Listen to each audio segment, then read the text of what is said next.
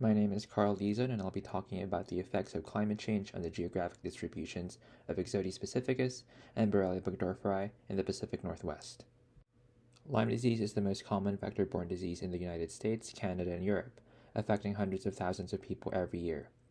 In North America, humans can obtain Lyme disease from bites by ticks infected with the bacterial pathogen Borrelia burgdorferi. Many studies have shown that warming temperatures and greater humidity resulting from climate change can result in the expansion of the geographic ranges of various tick vectors for Lyme disease. The western black-legged tick, also known as Ixodes pacificus, is the main vector for Lyme disease in western North America, yet an overwhelming majority of the work on this tick species is coming from California.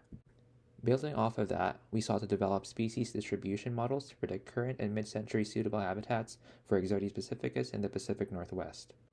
The BC Centers for Disease Control has done similar work in the past, but the current study is using more up-to-date data and includes a wider study area that considers both British Columbia and Washington. Based on previous studies, we hypothesize that current suitable habitat for the tick will be along the coasts and in some inland valleys of British Columbia and Washington. In the future, we expect the geographic range of this tick to expand in BC while contracting in Washington, and we also anticipate Lyme disease risk to be located in areas that are considered to be highly suitable for Ixodes pacificus. To build our models, we need to have presence and pseudo-absence points for our tick. We used presence points from active surveillance data provided by the BC CDC and Washington Health Department, and we generated pseudo-absence points where the chances of encountering the tick are quite low, so that our models have an idea of what kinds of areas are unsuitable for our tick. We then split all of our points into a training set, which we'll use to train our models, and a testing set, which we'll use to test model performance. And we also need environmental variables that will serve as predictors of suitable habitat. Our environmental variables were downloaded from the Climate NA and EPA websites. For future predictions, we have two sets of projected environmental predictors to consider two future scenarios. The SSP-245 scenario projects intermediate levels of greenhouse gas emissions, while the SSP-585 scenario is considered the worst-case scenario in terms of greenhouse gas emissions. Then we can finally build our models by feeding our points and predictors into the maximum entropy algorithm, a commonly used algorithm that has proved to be successful when using presence-only datasets. Once we built our models, we can then use them to predict over our study area and evaluate model performance.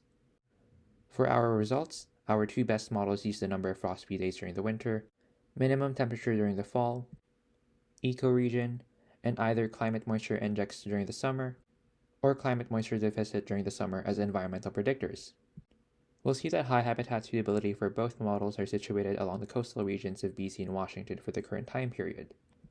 Under the SSP-245 scenario, we'll see that highly suitable habitat greatly expands along most of western Washington and south coastal BC, and now we'll see that southeastern Washington is highly suitable for Ixodes pacificus.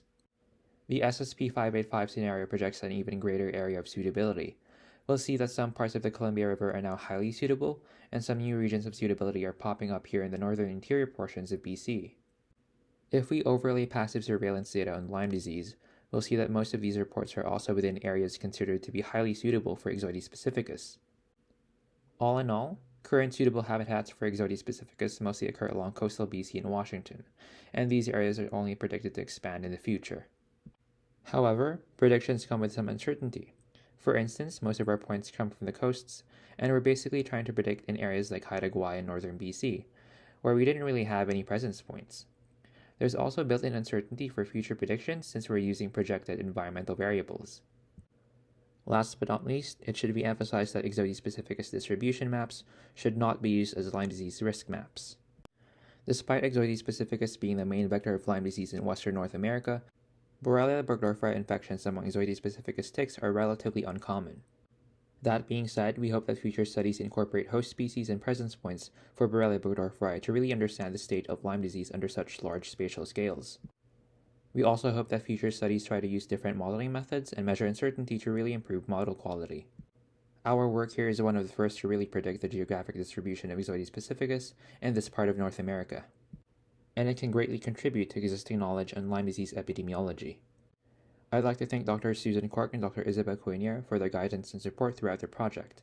I'd also like to thank Sunny Mack, Elizabeth Dykstra, Colin Mahoney, and Trevor Murdoch for their support on our presence points and environmental variables. Finally, I'd like to thank Alberta Innovates for funding the study, which is a part of the Tick-Borne Diseases and Climate Change project supported by the Public Health Agency of Canada.